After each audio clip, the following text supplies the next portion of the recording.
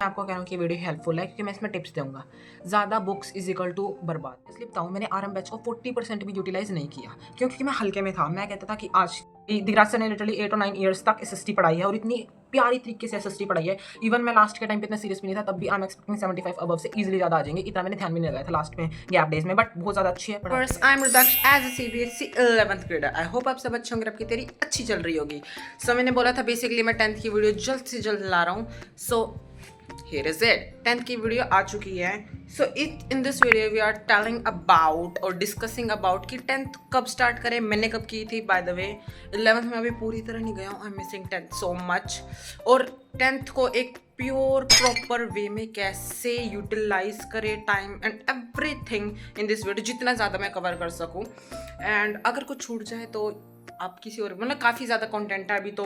Half yearly के paper and all कैसे दें, कब दें, कैसे तैयारी करें, कौन से टीचर कोशिश कर सकता हूँ, उतना मैं इस वीडियो में आपको बता दूंगा। So let's start. मैंने कुछ पॉइंटर्स लिख लिए हैं जो मुझे आपको बताने हैं एंड दे आर इम्पॉर्टेंट। आप भी लिख लो, अगर मैं मेहनत कर रहा हूँ आपको भी करनी पड़ेगी। First of all books, yes. So मैंने ली थी एडुकार्ट की बुक्स। अब नाउ वेट, अब मैं बताऊंगा कि क्यों मैं आपको कह रहा हूँ कि वीडियो हेल्पफुल है, क्योंकि मैं इसमें टिप्स दूंगा। ज़्यादा बुक्स इज इक्वल टू बर्बाद।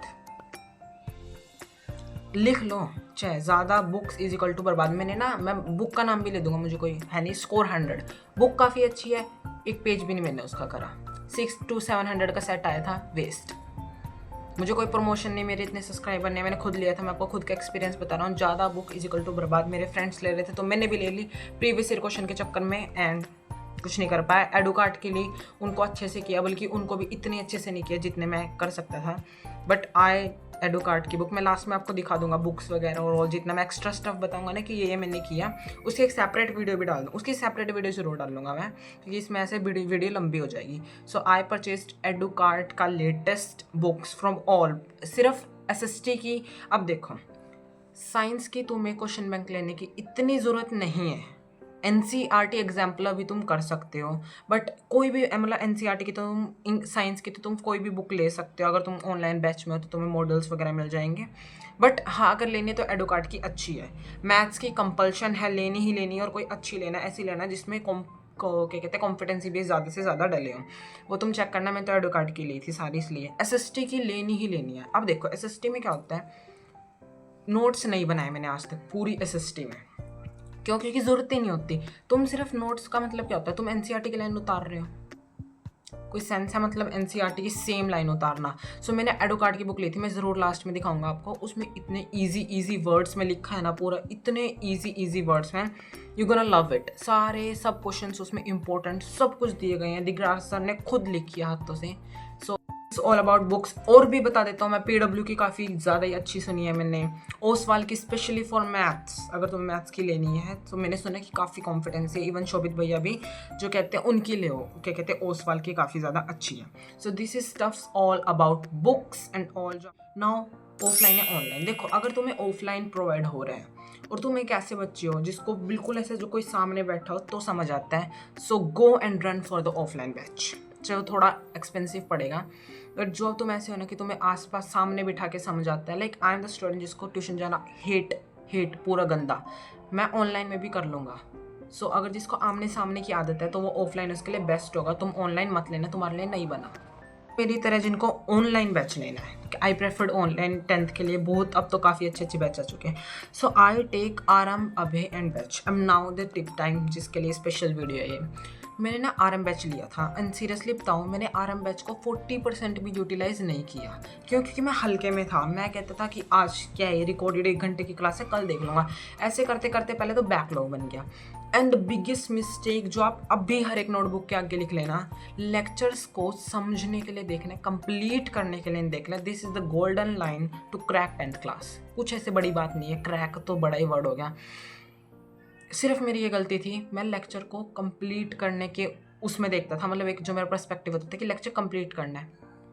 इवन तुम लेक्चर देखो ही मत, जो चैप्टर आता है तुम उसका टाइम वेस्ट मत करो, instead of max to max practice करो। सो हाथ चलाने पड़ेंगे भाई 10th के लिए तो। सो मेरी यही गलती थी, मैंने आरएम बैच को केवल 40% किया। इवन मैंने किसी को बताया नहीं, गॉड्स फेयर, सच्ची में झूठ नहीं बोल रहा।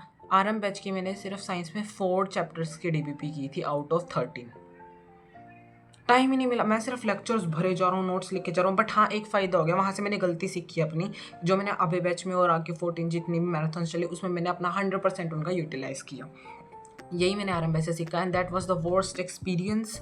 सो ये तुम्हारे साथ ना हो, तुम इतना हल्के में मत लेना कि आरएम बैच कोई भी ऐसा पूरा ईयर का बैच आएगा ना तो बहुत ज़्यादा अच्छा बैच होता है वो, उसको हल्के में मत लेना और डेली का काम डेली करना। तो है नेक्स्ट टॉपर एंड पीडब्ल्यू। देखो, in terms of board examination I prefer next topper. Seriously they are the best, they are best literally.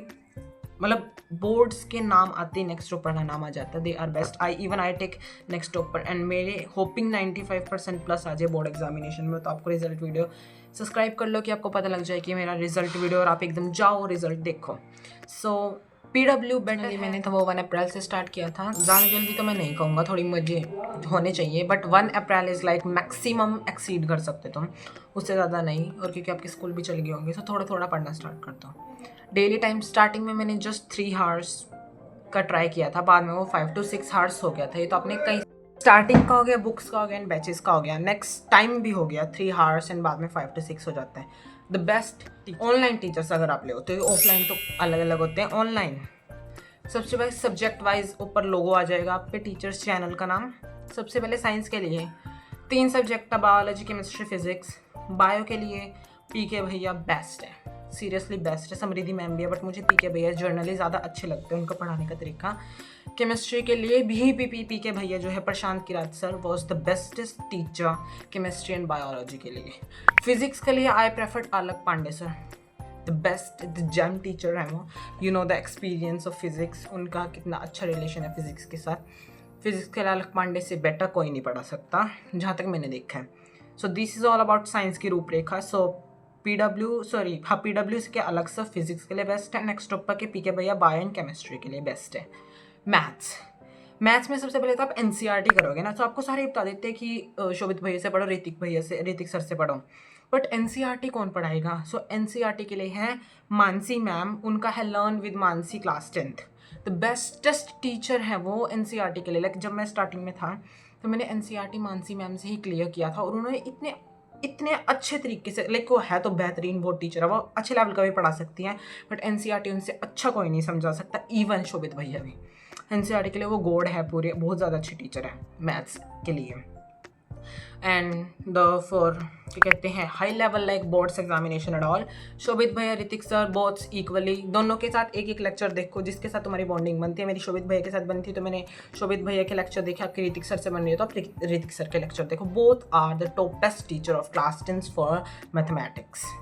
Last नहीं है ये, मतलब मेन सब्जेक्ट में last but not least, SST के लिए सिंपल एक नाम बोलूँ, दिगराज सर, खत्म, कुछ भी नहीं है उनसे आगे। दिगराज सर ने लिटरली 8 और 9 ईयर्स तक एसएसटी पढ़ाई है और इतनी प्यारी तरीके से एसएसटी पढ़ाई है। इवन मैं लास्ट के टाइम पे इतना सीरियस भी नहीं था, तब भी आई एम एक्सपेक्टिंग 75 अबव से ईजिली ज़्यादा आ जाएंगे। इतना मैंने ध्यान भी नहीं लगाया था लास्ट में गैप डेज में, बट बहुत ज़्यादा अच्छे है, पढ़ाते हैं नो डाउट। बट जब भी मेरा मन नहीं करता था पढ़ने का, एंड क्योंकि धीरज सर के थोड़े से लेक्चर लंबे होते हैं, वैसे तो उन्होंने 2 घंटे में पूरी एसएसटी करा रखी है, बट हल्का लंबा होता है उनका लेक्चर एंड नहीं देखा जाता कभी कभार। सो उसके लिए मज़े में एसएसटी पढ़ने के लिए जो है सनलाइक स्टडी का भी चैनल आ जाएगा। द भैया वॉज लेजेंड, वो है एनिमेटेड वीडियोज़ होती है ना, तो मैं कहते हैं कि एनिमेटेड टीचर्स, तो इसमें सब है आपके लिए जो आपको स्टार्टिंग में ज़रूरत है। Animation Sunlike Study was the bestest teacher, उनकी एनिमेशन टॉप नॉच। शायद उन्होंने सारे लेक्चर्स, इवन इंग्लिश के कुछ लेक्चर्स भी उन्होंने डाले हैं। अब नाउ इंग्लिश भी आ जाते हैं। इंग्लिश के लिए if you want an physical, जैसे पीके भैया and all, dear sir was the best. Mongolia ma'am भी अच्छे हैं पर dear sir was the best. एक और टीचर है, मुझे नाम नहीं पता, पीडब्ल्यू की, शायद अनुराग सर, शायद वो भी अच्छे हैं, but no one even close to dear sir. He was bestest teacher ever I can see for English, not even for 10th 11th 12th any competitive exam, 5th 6th 7th, हर एक class के लिए the bestest। Even उनकी जो 10th की video है वो world की है, मे बी शायद एजुकेशनल वीडियो पे सबसे ज़्यादा व्यूज़ है उनकी पे है। now you can imagine his aura। dear sir was the bestest teacher for English, कुछ भी मान लो, ग्रामर मान लो या कोई भी सब्जेक्ट, बट सेम कंडीशन, मन नहीं है पढ़ने का, कभी कभार जनरली मन नहीं होता इंग्लिश पढ़ने का। एजुकेशनल भैया एक चैनल है, he was bestest teacher. Seriously English के जो है वो काइंड ऑफ गॉड ही हैं, बहुत ज़्यादा अच्छे हैं टीचर वो। अगर मन नहीं करता तो मैं उनसे पढ़ता था। कमिंग टू हिंदी, क्योंकि थोड़े ऐसे हो जाते हैं ना सब्जेक्ट इनको मन नहीं करता बारी बारी पढ़ने का। नाउ है हिंदी। हिंदी में फिर वही कम्युनिकेटिव टीचर जो आपके सामने से आपको दिखेगी उनकी शक्ल। हिंदी अध्यापक सर, मैग्नेट प्रिंस अच्छा है बट हिंदी अध्यापक सर वो कुछ नहीं था मुझ पर, सिर्फ IT था, इंफॉर्मेशन टेक्नोलॉजी। उसके लिए एक नाम बोल रहा हूँ मैं यूट्यूब का, रीडर्स वेन्यू बहुत अच्छा टीचर है।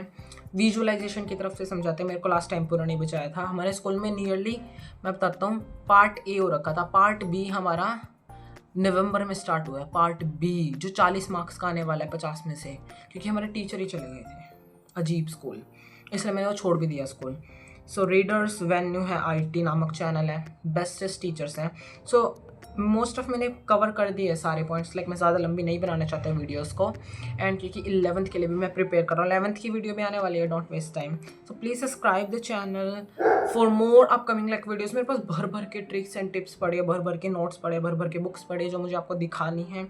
और मतलब बहुत ज़्यादा मटेरियल मेरे पास बड़ा है जो मैं आपके साथ बहुत शेयर करना चाहता हूँ। मेरा एक्सपीरियंस, मेरी गलतियाँ, एक तो गलती मैंने बता दी, ज़्यादा बुक्स नहीं लेनी, बैच का अच्छे से यूटिलाइजेशन करना है। बैच आपको समझाने के लिए होता है, नॉट फॉर कंप्लीटिंग लेक्चर्स। सो या बता दिया वैसे next topper and PW, but उनकी ज़्यादा डीप डेप्थ में बातें कि काम होता भी है या कुछ ऐसा भी है कि कोई टीचर हल्के में है, किसी टीचर से ना समझ, मतलब ऑल द सीक्रेट्स। कैसे मैंने प्री बोर्ड में हाईएस्ट स्कोरिंग की, like I got 90%, that was the highest marks. May be second जो हाइएस्ट थे वो 82% थे, मतलब डिफिकल्टी लेवल यहाँ था, बट फिर भी मैं इतनी आगे कैसे पहुँचा और क्यों मेरे बोर्ड्स में कम नंबर आए। लाइक 95 में एक्सपेक्टेशन नहीं है, आ सकते हैं मेरा 95% plus, but I was the kid जो 98-99 वाला था, बट स्टिल 95 पे अटक गया। वो भी गलतियाँ मैं बताऊँगा। प्लीज़ कमेंट इट डाउन कि हमें चाहिए। और 11th के लिए वीडियो आ रही है because I am now as an 11th grader. बीच में अटक रखा हूँ अभी मैं। सो 10th के लिए ऐसे बीच बीच में वीडियो आती रहेंगी। माई डायमंड #डायमंड बैच भी लिख देना यहाँ। I am diamond batch students, I miss you so much all the भैया जिन्होंने मुझे पढ़ाया था। I really miss you. मुझे रोना भी आ जाता है कभी कभार उनको, उन मेमोरीज़ को सोच के। हार्ट ब्रोकन वाली मेमोरीज़ हैं वो सारी, वो मेरे दिल में हमेशा रहेंगी। So thank you next topper for me as a 10th graders को। मैं एज अ 10th ग्रेड को मुझे इतना अच्छा पढ़ाया, इतना अच्छा मेरी 10th ग्रेड बना दी, जितना मैं डिज़र्व भी नहीं करता था उससे भी ज़्यादा अच्छी बना दी, क्योंकि मैंने काफ़ी गलतियाँ की हैं बीच में। डिज़र्विंग तो यार मैं करता था, देखो मेहनत तो की है। So this is all about from this video. मेरे सारे कवर्स जो थे लाइक बुक्स एंड ऑल सबके कर दिए हैं, बट ये बुक है देखो इंग्लिश में थोड़ी सी Lucent English. Any video related to anything for 10th और 11th grader comment it down. 11th के लिए अभी मैं एक्सपीरियंस्ड वीडियो नहीं डाल सकता, 10th के लिए बहुत मटेरियल है भाई। सीरियसली ये चैनल गोल्ड होगा तुम्हारे लिए। सब्सक्राइब प्लीज़ कर लो। देखो मैं बोलता नहीं, तुम करते नहीं। हमारे सब्सक्राइबर इतने कम है, व्यूज़ आ जाते हैं 100+ भी चले जाते हैं, बट सब्सक्राइबर बहुत ज़्यादा ही कम है।